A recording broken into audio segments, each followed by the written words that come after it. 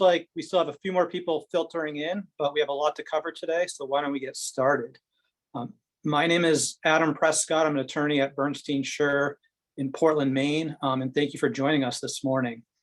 Today, we have the first of our 5 webinars in our series celebrating Cooperative Month. And we have an exciting group of co-op members, co-op experts, co-op attorneys, and others who are going to be joining us in a series of these webinars. And we hope you're able to attend more than one with us. Before we begin, I just want to give a quick thanks to all the sponsors who have worked hard to, behind the scenes, to prepare the webinar, bring together the panels, and get everything organized. Cooperative Maine Business Alliance, Columinate, Cooperative Development Institute, Cooperative Fund of the Northeast, and then my law firm, Bernstein Shur. I also want to just give a special thanks on the Bernstein Shur side to Melanie Gordon, Rebecca Taylor, and others in our business development and marketing group who did significant work behind the scenes to make the webinar possible. Today, we'll be talking about Cooperative 101 and business conversion issues. We have a great group of panelists today. Go to the next slide, please. One more. There you go, perfect. We have a great group of panelists today with a variety of different backgrounds. We're going to get to hear from each of the panelists as we go through. So I'm only going to give very brief introductions. And my guess is at least some of our panelists are familiar to many of you from your work in this area. First, we have Rob Brown. Rob is the Director of Business Ownership Solutions at Cooperative Development Institute. Rob has worked with dozens of cooperatives on conversions around the country. He's a leading expert on the issues we're going to discuss today. We also have Jay Ward, the CEO of Ward Lumber. We're going to hear from Jay about his own business's cooperative conversion story. We also have Michelle Walker, the CEO of Wheelers Insurance, who's also going to tell a little bit about her story at Wheelers Insurance and their conversion. As I mentioned, my name is Adam Prescott. I'm an attorney in the Business Restructuring and Insolvency group here at Bernstein Shur in Portland, Maine. And also on the panel today, we have my colleague, Dave Schneider, who's an attorney in our business law practice group here in Portland, Maine, where Dave has worked on a wide variety of corporate law issues, executive compensation, ESOPs, and cooperative legal matters. So, like I said, we have a very wide variety of panelists to cover some different perspectives here. We can go to the next slide. In terms of what we're going to try and cover today, we have a lot to fit in through our hour. So we'll get right to it in a second. But just to give everyone a little bit of orientation, we're going to start just at a high level of introduction to cooperatives. There's people with all different backgrounds joining us today. So we want to make sure everyone knows exactly what we're talking about when we talk about cooperatives, because that'll frame the rest of our discussion. Then we're going to move to, in part 2, hearing the stories from Jay and Michelle about their own cooperative conversion experiences. Then we're going to dive into more detail on the conversion process with Rob and Dave. And then we're going to touch on at the end just a few different specific issues that come up in a lot of conversions, particularly in terms of valuing the businesses and financing. In the end, we're going to try and leave some time for questions and answers. Everyone should have the ability to chat questions to us as we're going. We'll try to address questions as we go if we can. Otherwise, we'll try and pick them up at the end. Certainly, if there are questions we're not able to get to or any follow-up, do not hesitate to reach out to myself or any of the other panelists. I'm sure we'd all be happy to talk to you afterwards about any questions or follow-up. I want to go to the next slide.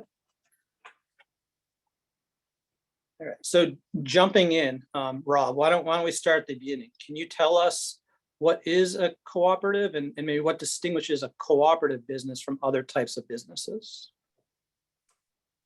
Sure. First, just want to thank Bernstein Shur for really taking the lead in this idea and pulling this together. So thank you very much. We've got a great developing cooperative law practice, and great to see your support of the sector and bringing your expertise into it as well. So thank you for that. In terms of Cooperative, the basic definition of any cooperative is an enterprise that is jointly owned and democratically controlled by members and that operates for the benefit of those members. So that's the basic definition of any cooperative. There are lots of different types of cooperatives. There are producer cooperatives like Cabot Creamery. Lots of dairy farmers own that business, own that corporation, and they own it for their own benefit.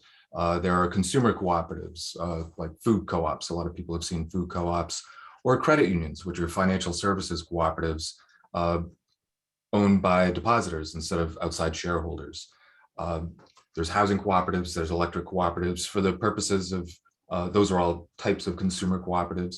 For the purposes of today's conversation, we're talking about worker cooperatives and more specifically the process and the ideas around transitioning existing businesses to worker cooperatives. And a worker cooperative adheres to that same basic definition, that it's a business that is owned and controlled by the people who work there and that operates for the benefit of those workers. Thanks, Rob. And we're going to talk about some more of this in a few minutes and hear from Jay and Michelle. But in terms of the benefits and challenges of forming a cooperative, can you sort of provide some highlights from your experience? Yeah, I think there are a lot of benefits and a lot of challenges. So, just to touch on some that I think are particularly applicable to the topic today, we're talking about one of the benefits for business owners, current business owners, is that this is an opportunity to exit your business in a pretty well-controlled, streamlined fashion, if properly planned and well supported, in a way that a lot of other exit plans either have not the greatest track record of success or introduce a lot of new challenges. Another benefit, I think, is that most people are not cut out to be entrepreneurs. Most people do not have the risk tolerance and the bandwidth for being the truly entrepreneurial spirit and going out solo, starting their own business. But I do feel that there are a lot more people who, together with others, the idea of cooperative entrepreneurship, it makes the risks more bearable, more tolerable. That idea of the shared risk, also shared reward. So I think those are some benefits. Also, just the core benefit around all cooperatives is just the wisdom of the group. You're bringing skills and ideas and perspectives from a group of people who work together to develop an enterprise that will benefit them in some way. And I think that can't be discounted. Lots of solo entrepreneurs have their blind spots and their strengths and weaknesses. And this is a way to sort of shore that up and make sure that a group can work together and draw upon the wisdom, the skills, the perspectives of the whole group to develop a really strong and resilient and sustainable enterprise. In terms of challenges, one of the core challenges is just lack of awareness, and lack of awareness leads to a sense of excessive risk. I think basic education like we're doing here today can mitigate that risk or that sense of risk. But the real challenge there is when you put groups of people together, yeah, you have lots of perspectives and lots of skills but that can also be the challenge, right? There's lots of perspectives. And how do you have a sustainable enterprise with really good, clear, transparent decision-making processes that ensure they're not frozen by caution, that ensure they're not frozen by indecision, and so forth. So I don't think there's downsides to every benefit, there's upsides to every challenge. I think those challenges are all surmountable. But that is perhaps the biggest challenge, is the idea that a group of workers probably never saw themselves as business owners. They don't have a familiarity with cooperatives 100% of the time, I would say. And so there's an education process. And so there needs to be time and an appetite to go through that education and training process to help that group of workers get to a place where they're a credible buyer of a business. Great, thanks, Rob. I'm sure we'll hear more about some of those benefits and challenges when Jay and Michelle tell their story in a second. Before we move on, Dave, I know you've done a lot of work with ESOPs, and I think sometimes whether it's an owner or just in the literature, there's comparisons made, or maybe someone's considering a cooperative versus an ESOP. Can you just give us sort of your brief experience with what an ESOP is and how it may differ from a cooperative? Sure. Thanks, Adam. To date, I probably have helped about 50 companies throughout the United States convert into an ESOP structure. And I really think that it's important that anyone considering an ESOP also consider cooperatives. I think they both have advantages and disadvantages, and they should both be looked at very carefully and see which one aligns better with your philosophy and goal for the company structure. One of the words that Rob used earlier was democratic, and I think that's a good way to start about summarizing the differences between an ESOP and a cooperative. Whereas a cooperative is more direct democracy and direct ownership, meaning the employees actually vote their shares. They actually own those shares. ESOPs are more of an indirect democracy and indirect ownership. So for example, employees rarely will get the right to vote and elect boards of directors. That's typically the responsibility of the trustee. Employees do get to vote under certain material transactions, such as a change in control or if they're going to sell the company, and that's called pass-through voting, but it's extremely rare. And also the ownership is owned by the trustee holds the shares for the benefit of employees, so employees don't actually own the shares. Shares are allocated to their retirement accounts because an ESOP essentially is a qualified retirement plan for your employees. And as the company's value appreciates over time, those accounts get larger because the value of the company might be going up and more shares are allocated to their accounts. And the value of that account will be redeemed when that employee leaves employment from the company, whether through a retirement or a resignation.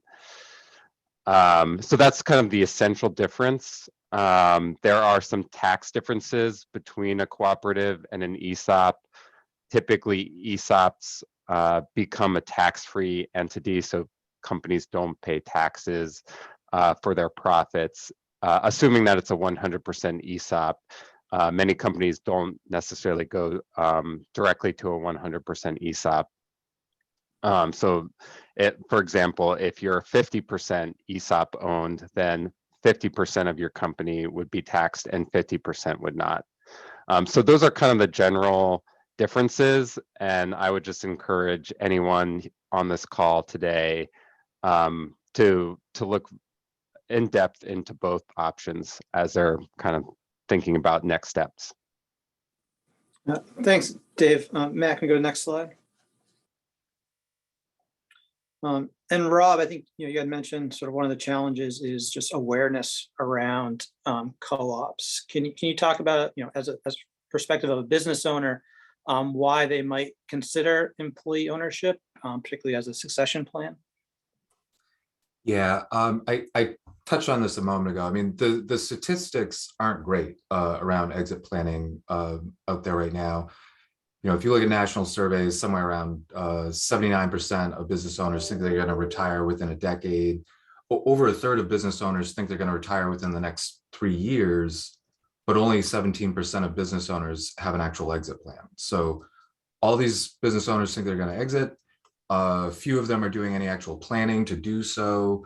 There's the procrastinator's excuse, right? Like, I don't have time for that today. When I'm ready, I'll just hire a business broker and they'll take care of it for me.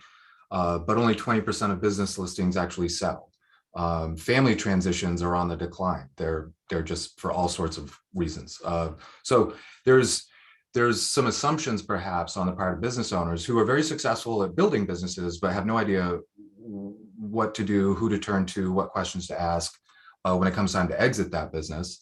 And they need help, they need support. So this is just an idea of, and I think particularly in rural areas, I think this argument holds, where the buying pool of any business is just going to be a lot thinner, that they should consider their employees as the future of the business. A lot of times their employees have as much riding on the success of that business as the business owner themselves, right?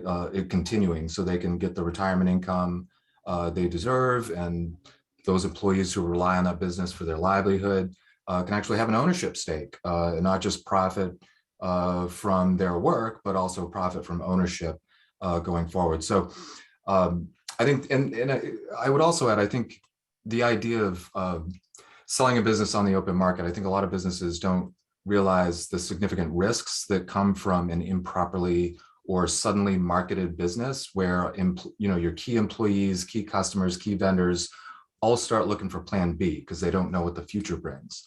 And that can really damage a business if the sale doesn't go well, if it doesn't happen at all. So there's this advantage to at least considering your employees, and they're not ready tomorrow or today or even next week, but with proper training, support, technical assistance, we can develop employees into a buying group, a credible buying group, usually within a year. Thanks, Rob. Matt, can we go to the next slide? So, Jay, you're one of those people in the situation that we've just been talking about. Can you tell us a little bit about Ward Lumber and its transition to a worker-owned co-op? Sure. Thanks for the opportunity to be here. I'm really excited about this topic and trying to put some energy into raising awareness. I think Rob or maybe David mentioned lack of awareness is probably the biggest impediment to employee co-ops. Thank you to Bernstein Shur for being a law firm putting some focus onto the co-op. So Ward Lumber is 132 years old this year. I was a fourth generation owner. And 25 years ago, I wanted to do employee ownership or was considering it and asked my then beloved accountant about employee ownership. And he handed me information about an ESOP. And we determined that it was too complex, too expensive.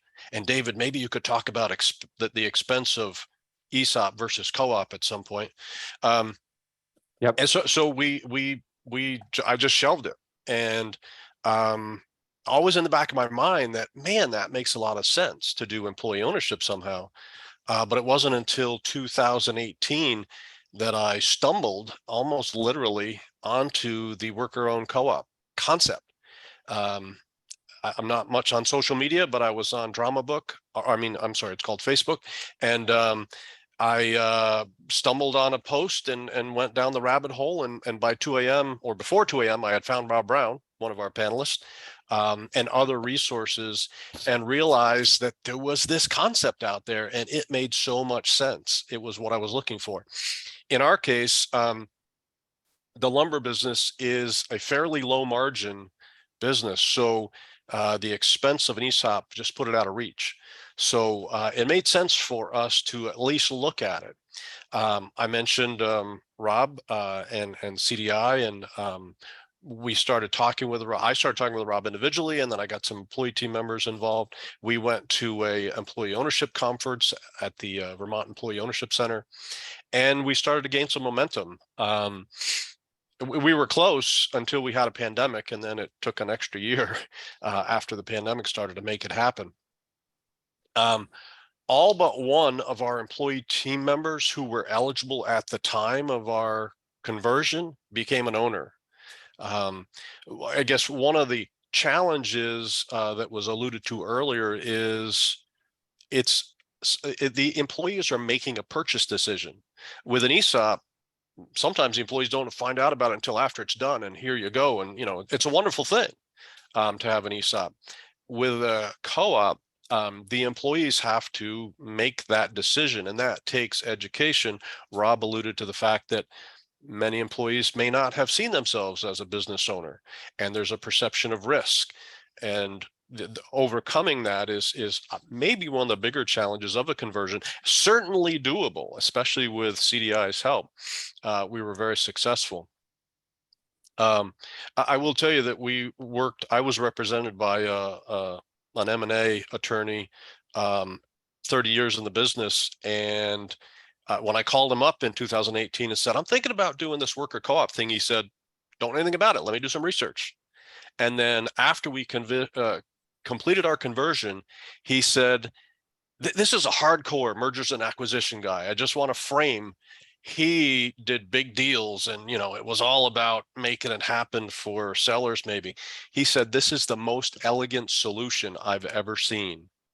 And that really resonated with me because, he realized as an owner, I got full value for the business. I'm very pleased with how it turned out for me financially. And he realized, the attorney, that this is also good for the employee team. And in the couple of years that we've been doing this now, it has been really good for my employee team. We have distributed some significant amounts of patronage, or allocated significant amount of patronage, and some cash, which I guess we're doing pretty well in the co-op world with the patronage we've allocated, and it's really made a difference. In one example I'll share with you, a young man shared with me that his housing situation was really bad.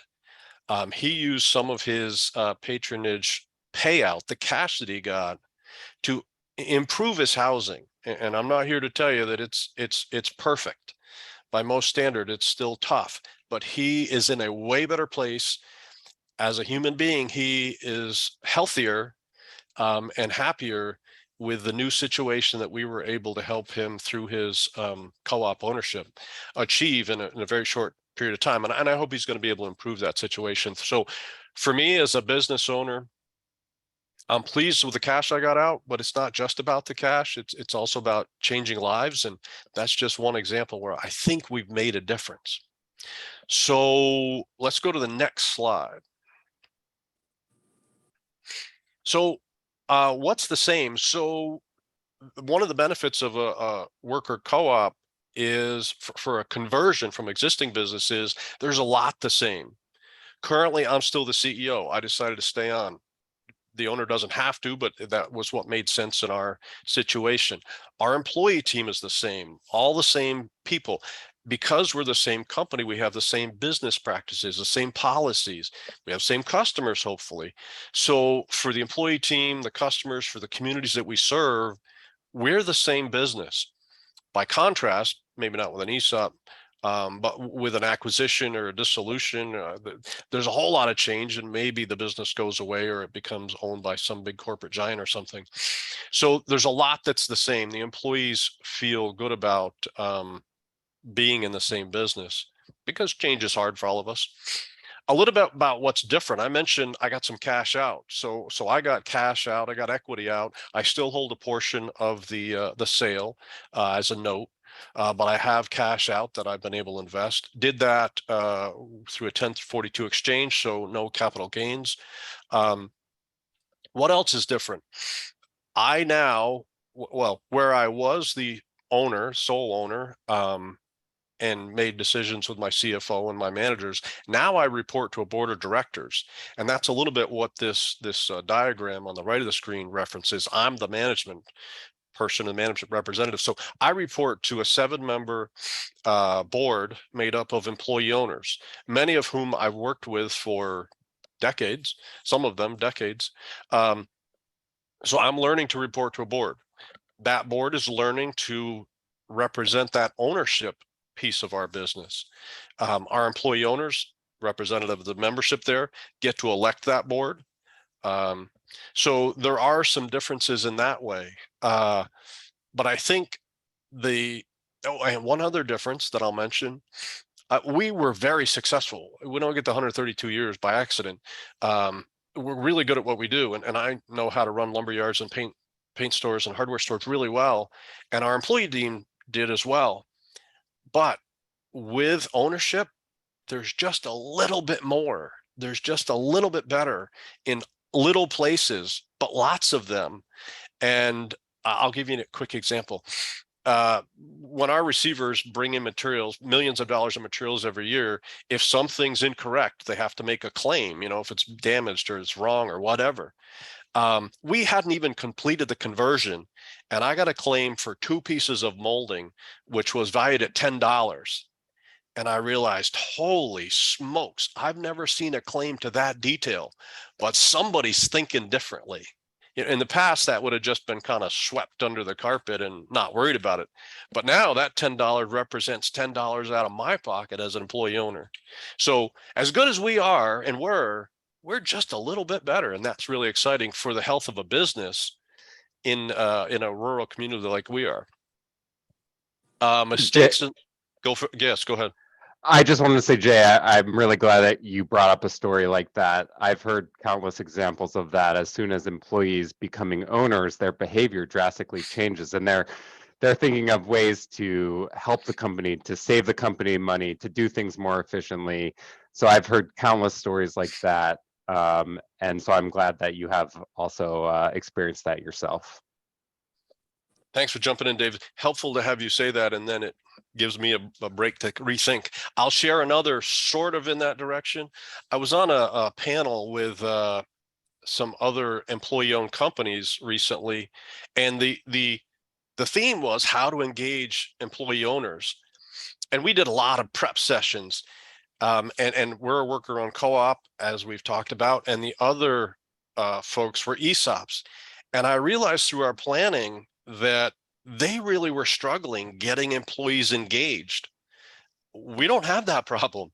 In fact, it's almost, I don't want to say too much engagement, but the employees are really like wanting to really get involved and sometimes get involved in areas where it doesn't make sense, but that's a good problem to have. And I realized through that process with an ESOP where it's sort of given or it defaults, there isn't the same ownership mentality versus with a worker-owned co-op. In our case, a share was $1,000, which isn't insurmountable. It's real money, but it needed to be attainable. But the employees had to make a decision to spend or invest, I should say, $1,000. We made it attainable by doing $10 per week payroll deductions for anybody that wanted to do that, by the way. But point being that they really made a decision to own that company. So our team is really involved, and my friends in the ESOP world, at least on that panel, have way different problems in trying to create engagement that we don't have. So some mistakes and lessons learned. Early on, I did not want to assume, I did not want to foist myself on our employee team.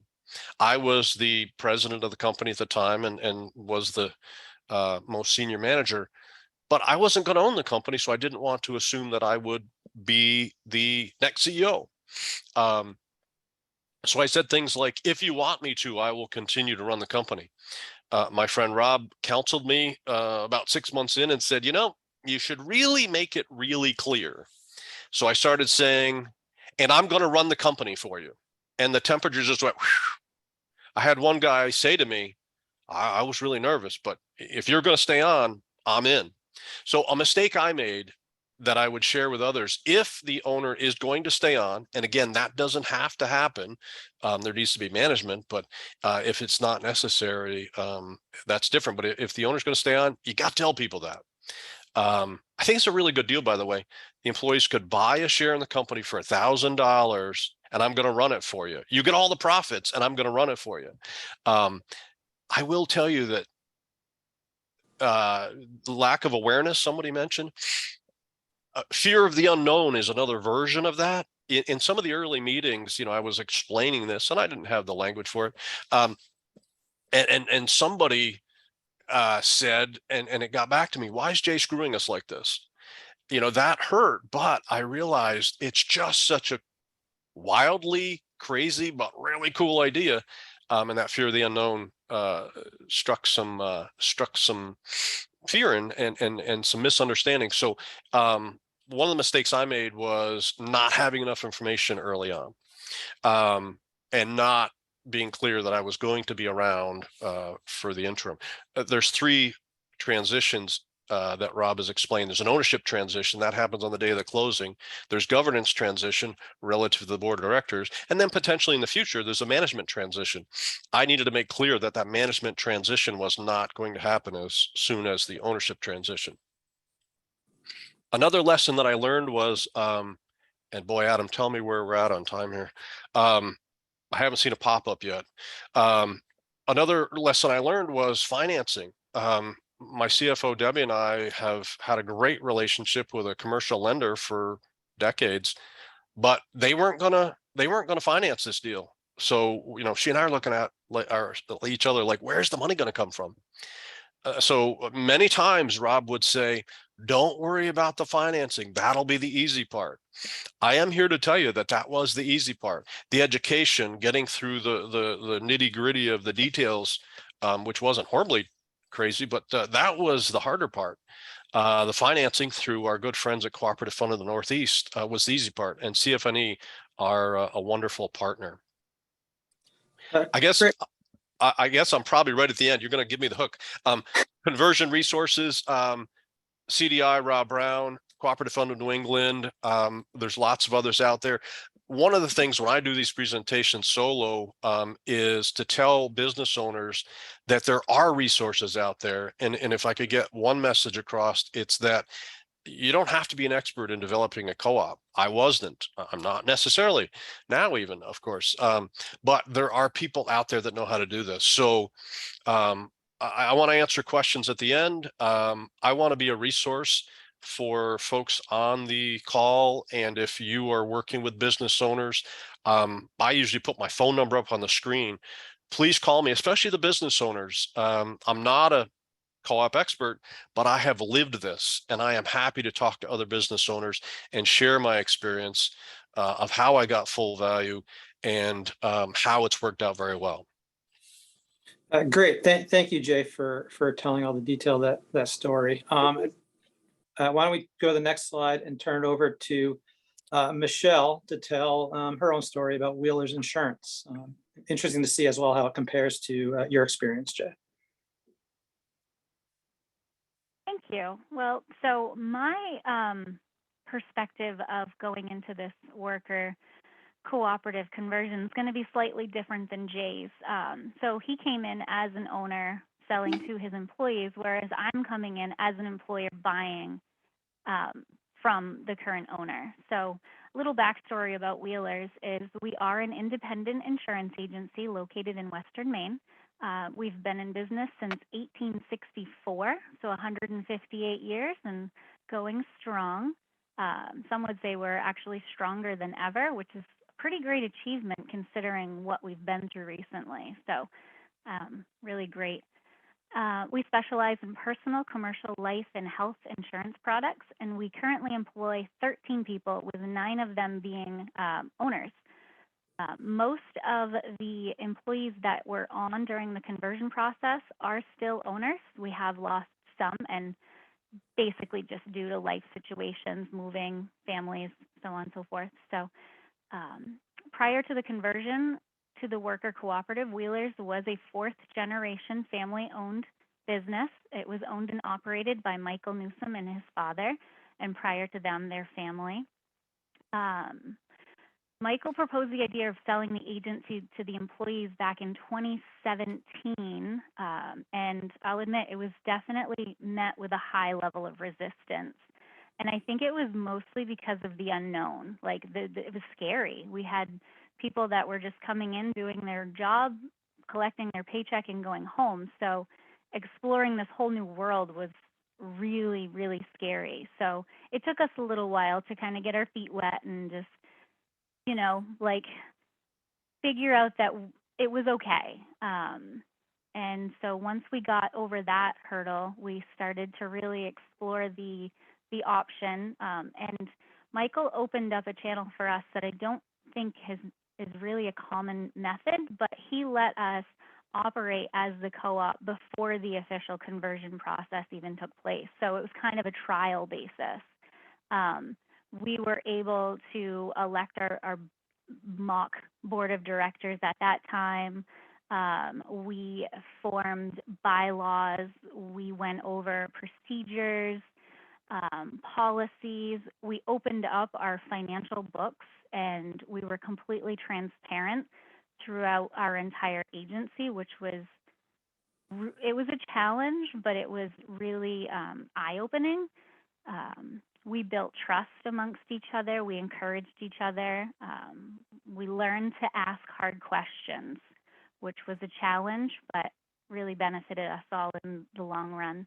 And most importantly, we gained confidence during this trial period. So once we actually took the next step, you know, after going through all the nitty gritty of the bargaining, the going through the valuations of the business, and you know, going back and forth on prices, we officially took the plunge and finalized the co-op effective December 2019. We actually did it the day before the last day of the month, which I will never encourage anybody to do. Start fresh on the first of the year. Learned that one the hard way. But we've successfully been operating now for about almost 3 years. We're learning, we're growing, we're working together. It's truly been an amazing accomplishment for everyone. So another difference for us is we not only changed the structure of the business on an ownership level, we've also transitioned our entire management team. Michael was the sole owner, he was the CEO, he was everything, and we reported to him. And with this new transition at the beginning of 2022, Michael has stepped down from that role and opened it up to 5 executives who now take those positions. And within those positions, they were voted by our board of directors, which was established at the beginning of the conversion. We've formed committees. We've ironed out our governance matrix, which helps determine each level of our decision-making process. So lots of hats. Everybody wears a lot of hats. And a small agency of 13, you can imagine those hats are overlapping most of the time. So we've gotten really good at juggling. You can jump to the next slide.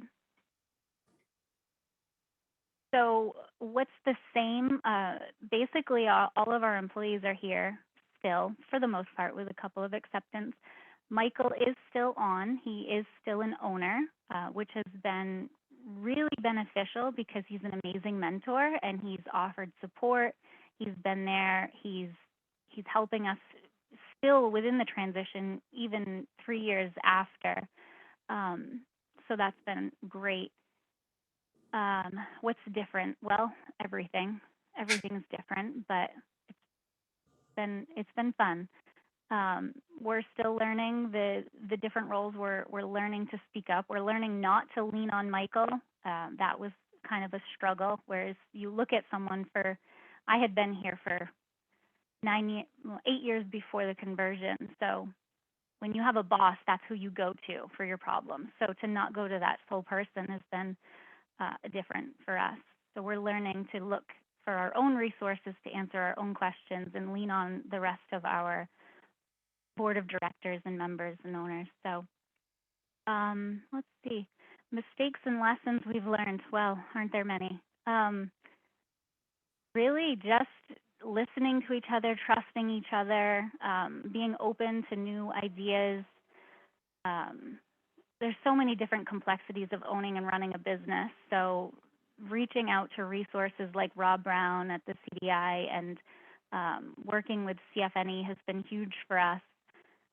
So yeah, I mean, I'd say we've definitely made mistakes and learned some lessons. I can't specifically tell you currently, but nothing that has necessarily hurt our business, just that has helped us grow. So yeah, again, some resources that we've had significant help with is CDI, CFNE. We're fairly new to a relationship with Bernstein, Shur, but hoping that's going to be a nice relationship moving forward for our agency. Yeah, I'm going to keep it short and sweet. I let you guys know that Jay is going to be the talker, so that's it for me. It's been a great ride, and I'm hoping that we continue on and we continue to be successful and keep bringing on more staff and more owners and keep growing. Great, thank you, Michelle. That was great, really helpful information. Why don't we go on to the next slide, and I'm going to turn it back over to Rob. Rob, you're approached by an owner, an individual interested in the conversion process. Can you walk us through the different stages that you would advise them through? Yeah. So 99% of the time, it does start with a business owner. I read this thing you wrote. My friend told me to talk to you. I read about this other business that you worked with. Can you tell me about this thing? How does it work? So there's just this exploratory process that's, anywhere from one conversation to multiple conversations and some sharing of resources with that business owner. At some point, they're relatively comfortable with how it might work and that there's the potential that it could work in their business. Usually we do sort of this is where these phases aren't quite so distinct. They kind of blend together a little bit, but we usually do a financial review and informal valuation at that point. We just want to make sure that before we go talking to a group of employees about what might be possible, that we're on the same page. If a business owner's like, my business is worth $10 million, and we're like, maybe 5. That could be the end of the conversation. And so we just want to make sure we're somewhere on the same page in terms of value, within a range, and that we have confidence in the sustainability of the enterprise. We don't want to be in the business of helping employees take over Blockbuster video rentals, right? We want to see good, sustainable businesses with a future. If all seems good at that point, we will do a workshop with a group of workers and just really explain, like, here's the idea, here's the possibility, here's what your boss, the owner, would like to put out to you as an opportunity. Here's what worker cooperatives are. It's really just an introductory 101 Q&A. And at that point, and that may be one, it may be several meetings with those employees. If they want to move forward at that point, and by move forward, I mean move forward exploring and engaging in a due diligence and learning process, not necessarily move forward with a transaction, we would form a steering committee. And in very small companies, maybe all the employees are the steering committee, but in most companies, it's 4 or 5 employees, maybe 6, who act as a steering committee and really work directly with us to engage in, like I said, an educational development, due diligence process that starts with cooperative development, like that's what they know the least about, a business development process around, like, they need to write a business plan. They're going to ask for money. They're going to represent themselves to the seller. They need to make themselves credible with a really good business plan.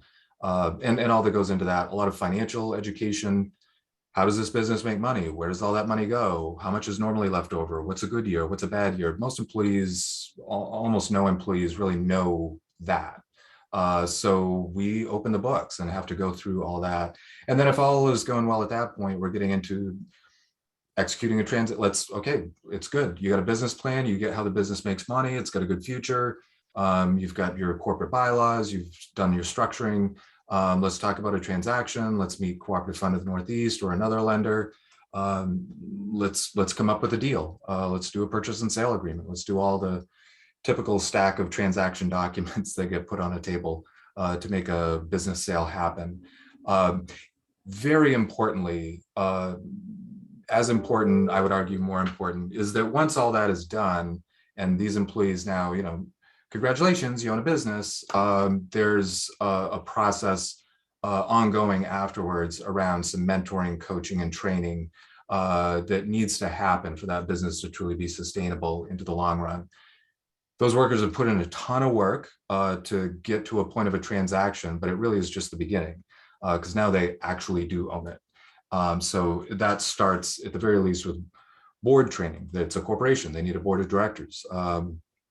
And so on and so forth. There's a lot to do. So we usually work with a company for at least a couple of years, sometimes intensively, sometimes lightly, but and sometimes for a lot longer than just a couple of years post-transaction. But that's the ongoing work that we'll do with the company after a transaction.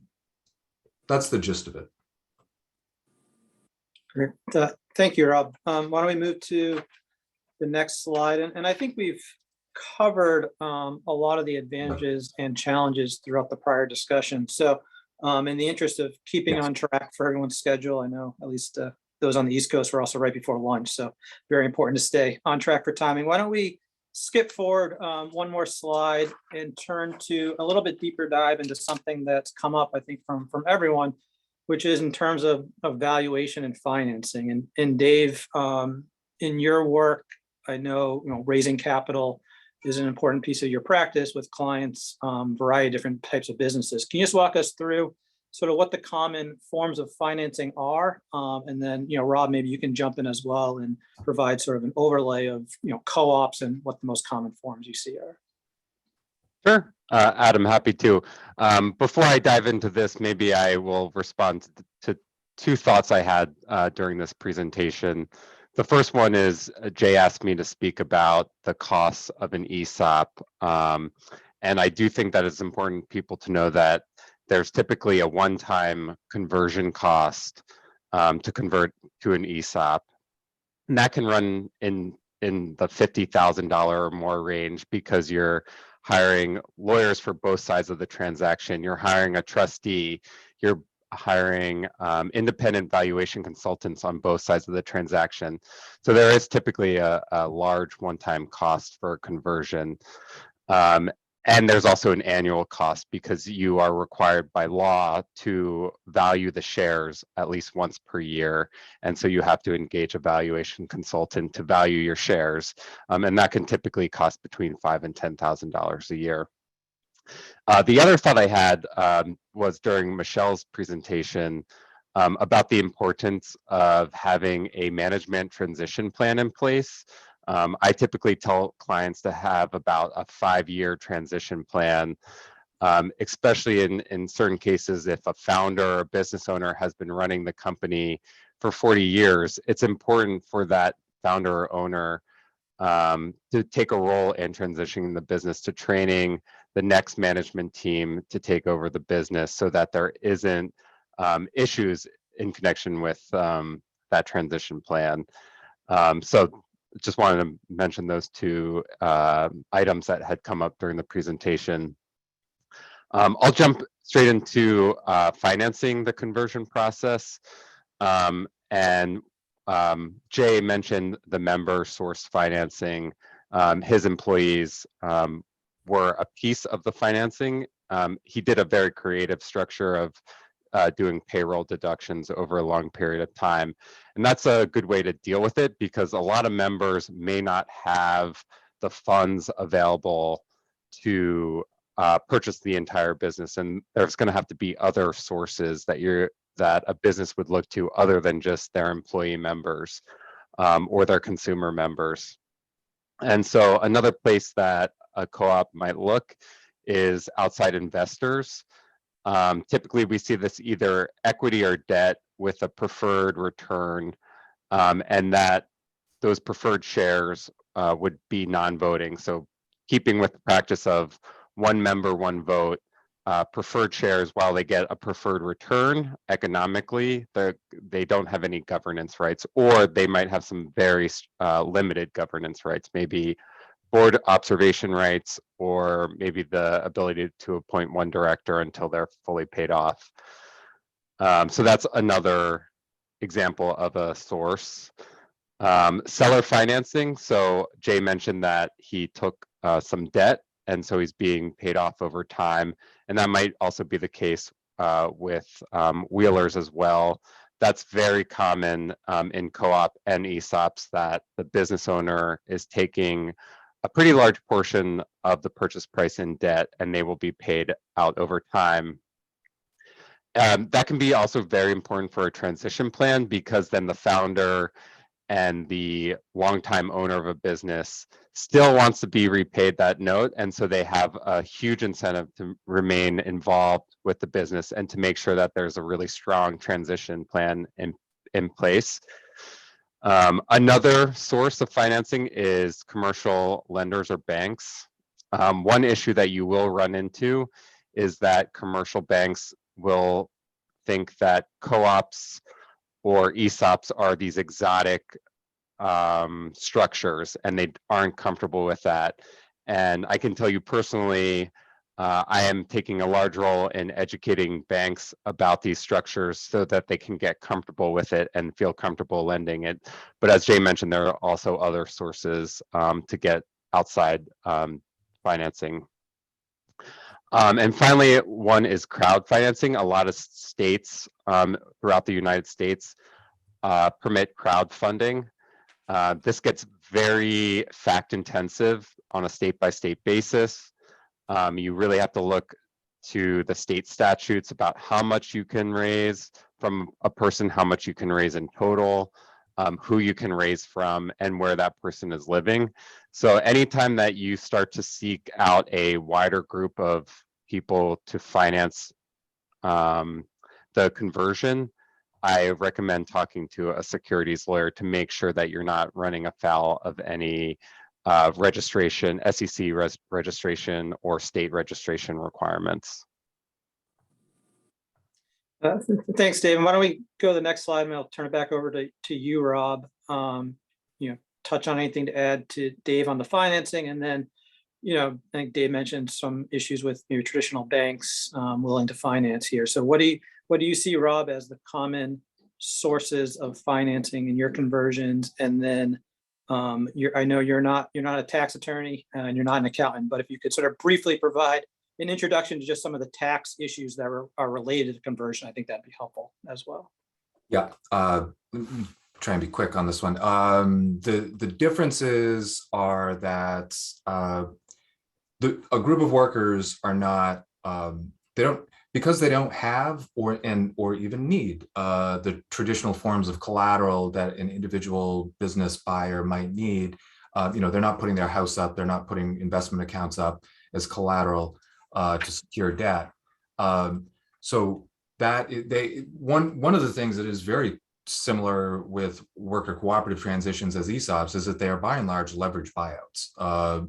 You are buying a company with a structure that will repay that debt out of future cash flow, future net income. So that both operate quite a bit like that. Also, just as was said, you're not going to get commercial bank financing for a worker cooperative transaction buyout, no matter how much they like you. The regulatory regime under which they operate will not allow for it. So the financing is going to come from a community development finance institution, CDFI, which is kind of a fancy word for a nonprofit bank, but they just operate under a very different regulatory regime that allows them to do deals like Ward Lumber and Wheelers Insurance and many others. So that's typically a CDFI is where the financing is going to come from, and it's going to come from the seller. So I want to make sure that people have appropriate expectations on that front. If a seller is not willing to engage in financing the purchase of the business by their employees, I'm not sure why they would expect any other outside lender to do that if they don't have the confidence, right? So there is a risk mitigation, confidence building thing needed for seller financing. It's also the way that the seller maximizes their value that they cash out. Goodwill is not an easy thing to sell, so it's going to end up being financed oftentimes to some extent by that seller. On patronage and tax implications, we don't have time to get into the patronage and profit sharing aspect of it today, other than I'll just say it is an annual profit sharing, unlike what Dave said about ESOPs, where it really is a retirement account. The material benefit of a worker cooperative is that there's an annual profit sharing, and I'll leave it at that for today. Tax implications, also a lot like an ESOP, 100% worker cooperative is a tax-free entity also, or if 50% of the workers are members, then they're paying 50% corporate tax. So it does work a little bit in the same way in that regard. I think Jay brought up, and then there was a question in the chat that I answered from somebody about the 1042 rollover. So I just want to make sure people understand what that is. It's very generous. It's widely believed to be applicable when it rarely is. You must be a C Corp selling the business. It must be a stock sale for it to apply. Any advisor, financial advisor who deals with what are called qualified replacement properties, which are the vehicle used to use a 1042 rollover, will tell you they don't want to touch if it's not at least $1 million, a couple million in gain, not transaction, but gain. So it's essentially a indefinitely deferred capital gains tax structure, which theory being once you pass it on to heirs in a stepped up basis, the tax goes away altogether. So it is quite lucrative if it applies, but it doesn't apply that often. Ward Lumber was one of, I believe, only 2 1042 rollovers that have been done with a worker cooperative transition. So, and I'll let Dave speak to any securities law implications. Sure.